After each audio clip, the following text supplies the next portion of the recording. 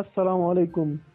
د احمد قریشي د قضیې د ورکېدو په اړه د هغه کورنۍ دا ډول څرګندونې کوي.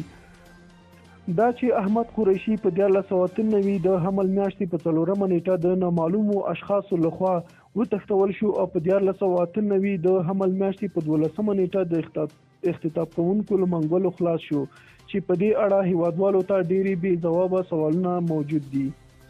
مونږ باید ووایو چې د یادې قضیې په اړه کره، دقیق او پوره معلومات د داخلي چارو وزارت، د ننګرهار امنیت ریاست، د ننګرهار امنیه قومنداني، د ننګرهار ولایت مقام اتمې امنیتي حوزې او نورو اړونده ادارو کې موجود دي چې هیڅ ابهام نه لري او د موضوع ټول اړخونه د لمر په شان واضح دي. ټول امنیتي او کشفي ادارې پرې جدي کار کوي، خو دا چې یاده قضیه یوه ژوره جنایي قضیه ده او د موضوع ټول اړخونه معلومول او څېړنه د کشفي او امنیتي ادارو مسؤلیت دی، نو ډېر وخت ته اړتیا لري. له بله پلوه حتمي نه ده چې د څېړنو په جریان کې ټول لاسته راغلي شواهد او مدارک رسنیز او فیسبوکي شي، ځکه چې په دې سره د قضیې په څېړلو کې لوی ستونزې پیدا کیږي او د قضیې د پراخه څېړنو مخه نیول کیږي. خو بیا هم باید ووایو چې په یاده قضیه کې یو تن نیول شوی هم دی. دا تر ډیره د دولتي ادارو پورې اړونده موضوع وه.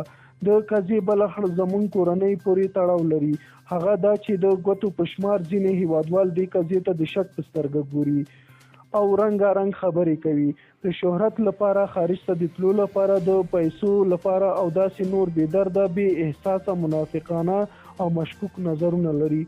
تر کومه چې د شهرت خبره ده، نو احمد قریشي له ورکېدو د مخه هم کوم ورک شخصیت او بې شهرته لوبغاړی نه و او د شهرت لپاره یې هیڅ کومه اړتیا نه لرله، یعنې لمر په 2 ګوتو نه پټېږي.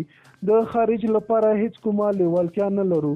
که په کومه خیمه کې هم ژوند وکړو، بیا به هم په همدې خپل هیواد کې ژوند کوو او خارج ته د تللو هیڅ کومه اړتیا او غوښتنه نه لرو. خپل وطن ګل وطن. او تر کومه چې د پیسو خبره ده، موږ له همدې ادرسه په هیواد کې دننه او بهر یو هیوادوال چیلنجوو. که چا موږ سره په یاده قضیه کې 1 روپۍ کومک هم کړی وي، نو مهرباني دې وکړي همدا اوس دې ووایي او رسنیو او فیسبوک کې دې اعلان وکړي. د یادولو وړ ده چې ځینو هیوادوالو په فیسبوک کې د پیسو راټولونو وړاندیز هم وکړ، خو همدا موږ وو چې د پیسو له راټولولو سره مو مخالفت وکړ او د پیسو راټولول مو رد کړل. د هر چا نظر د هغه د شخصیت نمایندګي کوي او د هغه پټ وجدان ښکاره او چیغه ده. د هر چا نظر د هغه د شخصیت نمایندګي کوي او د هغه د پټ وجدان ښکاره چیغه ده. هیله ده د خدای لپاره مونږ پرېږدئ چې خپله خوشحالي ولمانځو او امنیتي او کشفي ادارې د موضوع ژوره څېړنه وکړي.